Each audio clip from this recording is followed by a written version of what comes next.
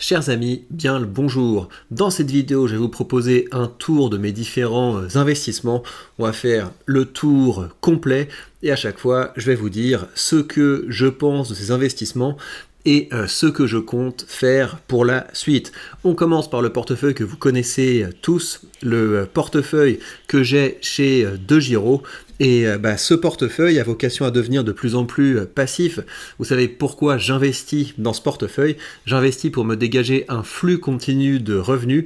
Et pourquoi je fais ça? Je fais ça parce que quand vous avez un salaire qui dépasse un tout petit peu, eh bien vous vous faites rapidement taxer à 50 à 60% sur le revenu. Et votre seule chance d'augmenter un petit peu votre revenu disponible sans vous faire dépouiller, eh bien c'est de passer par d'autres formes de revenus et le dividende en fait partie. C'est pour ça que je suis très attentif à ce graphique, le graphique de mes dividendes qui progresse mois après mois et également à ce graphique de mes dividendes qui progresse trimestre après trimestre et également à ce graphique de mes dividendes qui vont progresser année après année. L'objectif que je me fixe avec ce portefeuille, c'est que dans 10 ans, donc l'objectif c'est avant mes 50 ans, eh bien ce portefeuille me permette, si je le voulais, de ne plus rien faire du tout. Évidemment, il y a trop de choses que j'aime et là, j'aime beaucoup apprendre et partager de la connaissance,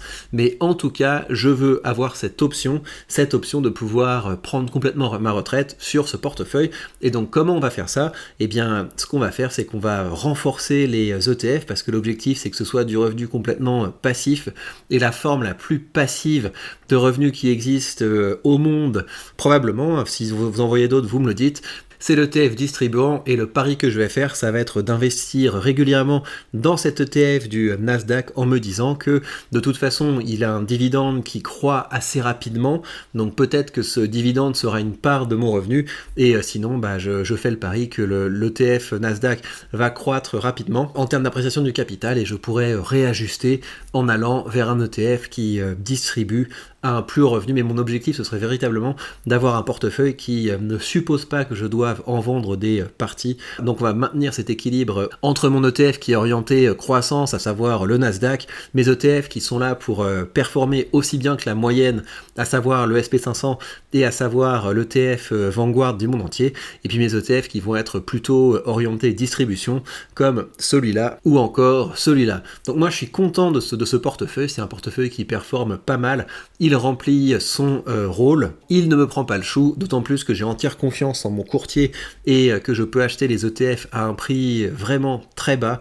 Vous avez 1 euro de frais sur les ETF que vous voyez ici, donc quand vous passez des ordres à 300, 400 euros, 500 euros, etc., eh bien c'est tout à fait $1, et pour vous c'est encore plus $, parce que vous savez, vous avez cette vidéo le lien vers le courtier que j'utilise, et grâce à ce lien affilié, vous avez 100 euros de frais de comptage remboursés, ce qui vous permettra d'ouvrir la première position de façon tout à fait $. Ensuite, mon deuxième type d'investissement, c'est une expérience que je fais et que je documente sur la page Patreon.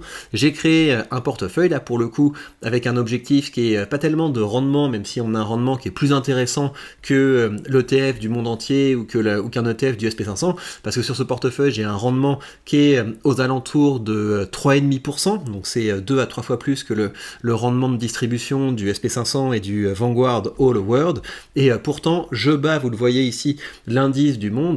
Comment je fais ça? Eh bien, j'ai développé une stratégie que je détaille sur la page Patreon. Vous avez une playlist là-dessus qui s'appelle le portefeuille Alpha. Ça consiste à sélectionner des entreprises de qualité, belle marge, beau ROE, belle croissance du chiffre d'affaires, belle croissance du free cash flow.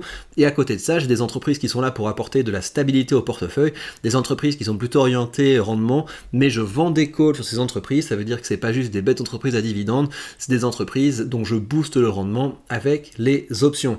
Donc je suis devant l'indice du monde entier et on est au coude à coude avec le SP500. On met 0,3 points au SP500 en ce moment, mais voilà, pour le moment ça veut pas dire grand chose, mais il faut toujours garder à l'esprit que le SP500, je le bats à plate couture en termes de rendement. Ma troisième forme d'investissement, on est vraiment là sur du revenu qui est passif. C'est pour moi tout à fait aussi passif que des ETF, mais je dirais qu'il y a quand même un petit peu plus de charge mentale que sur sur les ETF, choisir les petites maisons qu'on va ajouter au portefeuille. Alors je dis charge mentale que dalle, en fait c'est plus un plaisir qu'autre chose, mais vous avez quand même un univers nouveau qui est cet univers de la finance décentralisée, donc il y a toujours cette question de savoir est-ce que c'est bien sûr, etc. Et donc c'est pour ça que je suis régulièrement sur la chaîne YouTube de Realty, ce qu'ils appellent les community calls, où l'équipe de direction parle à sa communauté. Je suis les actualités autour de tout ça, mais on est sur un projet qui a plus de 5 ans, et ça dans le monde de la finance décentralisée, ça veut dire qu'il y a eu vraiment un univers qui s'est passé.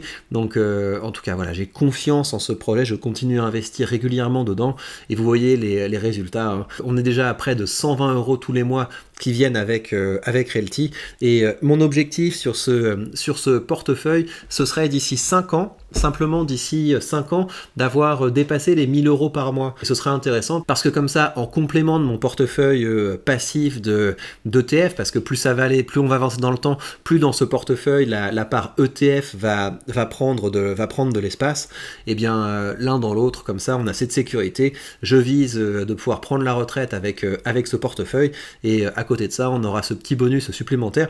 Et ce qui est assez intéressant, c'est que vous avez des cartes qui se développent. Là, ce que vous voyez ici, c'est une carte Visa qui est directement connectée avec votre wallet et qui vous permettrait comme ça de dépenser directement vos loyers Realty.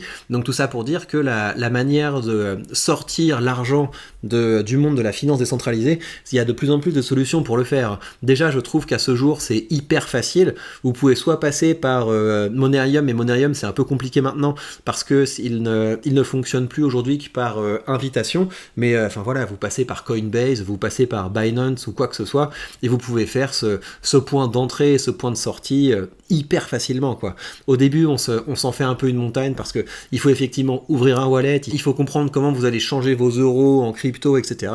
Très rapidement, tout ceci coule de source, et si vous avez des questions là-dessus, que vous voulez que je vous montre des choses précisément et des tutos, bah vous avez une FAQ en ce moment sur la page Patreon. Certains ont posé leurs questions, et la manière dont ça marche, c'est vous posez vos questions dans les commentaires, et je vous répondrai cette semaine dans une vidéo. Et c'est des vidéos, hein, donc je peux filmer des trucs de mon écran si vous avez des questions précises, etc. Il n'y a absolument aucun problème. Donc Realty, super stratégie d'investissement. Il y a des choses qui me font plaisir, vous voyez, ça c'est une propriété dans laquelle j'avais investi pas mal à l'époque. Elle avait un rendement de 10%, et là on a un rendement qui est déjà à 12,8%, alors que le prix du token a augmenté. Donc on a véritablement une croissance sur les deux tableaux. On a le rendement qui augmente et la valeur qui augmente, et enfin vous savez, hein, avec Realty vous êtes vraiment propriétaire de vos parties de propriété, hein. Ça veut dire que c'est liquides, vous pouvez les vendre sur le marché secondaire, c'est-à-dire que vous pouvez les hypothéquer. Vous voyez là, j'ai déposé 2 de mes propriétés sur le marché secondaire, et là je peux faire des trucs, hein. Vous voyez là, je pourrais emprunter quelque chose comme 1000 USDC. Je pense que là avec ce que j'ai, je pourrais emprunter quelque chose comme 6-7 000 €, et après vous pouvez vous faire un petit crédit lombard, vous pouvez rembourser à votre rythme, ou alors vous pouvez tenter des boucles assez rigolotes. Par exemple, j'emprunte ici de l'USDC avec un taux de 8,74. Je cherche un petit peu sur AAV, et je vois par exemple, là c'est pas hyper intéressant, mais je sais pas, disons sur Polygon. Sur Polygon, l'USDT est à 26%, donc on emprunte à 8% et on dépose à 26%, et vous pouvez commencer comme ça à rigoler. En vrai, je vous dis ça, mais vous allez vous fatiguer si vous essayez de faire ça, parce que les taux sont variables, hein, donc le mieux c'est de déposer des stablecoins sur différentes blockchains, et comme ça vous pouvez espérer avoir un rendement intéressant, ou alors il faut que vous soyez fort en programmation, et honnêtement je pense que ça pourrait faire partie des choses où je pourrais progresser à l'avenir et décider de m'y attacher de près, parce que vous imaginez de créer des petits robots qui automatiquement investissent ici, remboursent là, etc. en fonction des différents taux comme ça peut être assez sympa. Enfin, je suis sûr qu'il y a des gens qui font ça, et enfin voilà, il faut toujours se dire, si quelqu'un y a réussi, pourquoi pas moi? C'est comme ça que je raisonne dans la plupart des domaines de la vie. Et finalement, puisqu'on en parlait, donc vous voyez, hein, j'ai quand même pas mal d'argent chez Realty, parce que c'est un projet auquel je crois, parce que je trouve ça très sympa de toucher des loyers qui arrivent directement dans mon portefeuille. Les loyers arrivent tous les lundis, ça paye vraiment comme une horloge, donc c'est très sympa. Je vérifie pendant que je vous parle s'il y a encore des choses sur la marketplace, mais je pense que quand même la plupart des choses a été achetée. En général, c'est comme ça.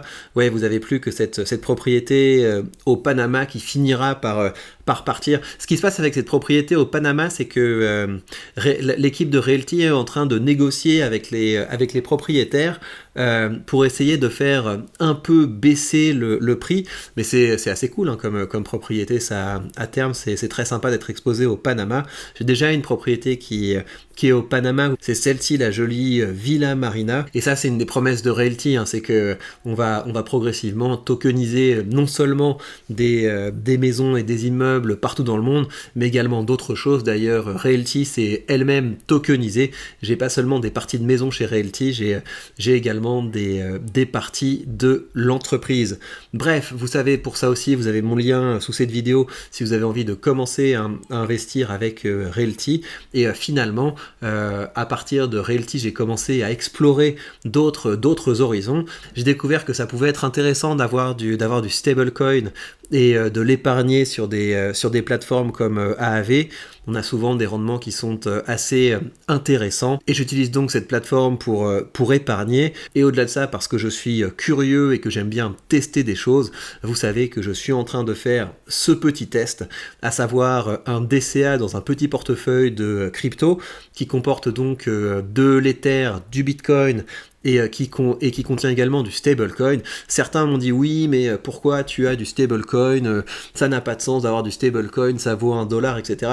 Oui, mais justement, on peut le faire travailler, et le fait de faire travailler, ça permet d'avoir comme ça une partie du portefeuille qui reste stable, mais qui génère en plus un rendement qui est parfois aux alentours de 10%, parfois plus, etc.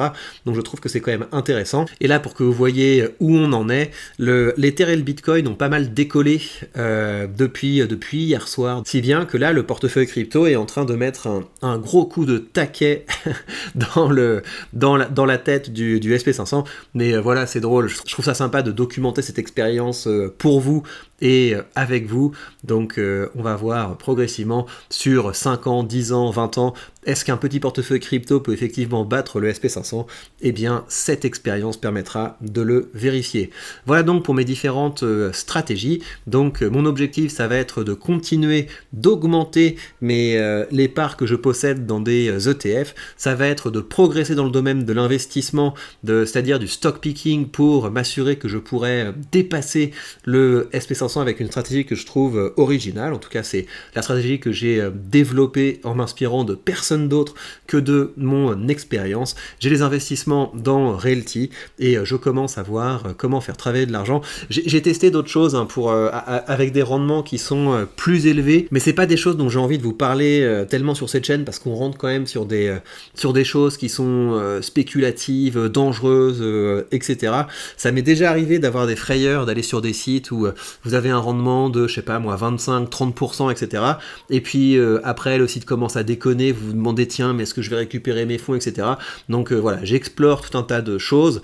Ce que vous voyez sur cette chaîne, c'est la vitrine qui est à peu près la plus safe, et encore, enfin voilà, vous savez très bien que vous devez prendre vos propres décisions et que à peu près rien n'est safe dans ce bas monde. Mais voilà, sachez que je suis en train de tester tout un tas d'autres choses par ailleurs, et au bout d'un moment, je vous ferai des petits bilans là-dessus aussi. Et encore une fois, si vous avez des questions au plan technique, le meilleur endroit pour parler de tout ça avec moi, ça se passe sur la page Patreon. Et bien voilà, chers amis, prenez bien soin de vous et on se retrouve très vite pour de prochaines news.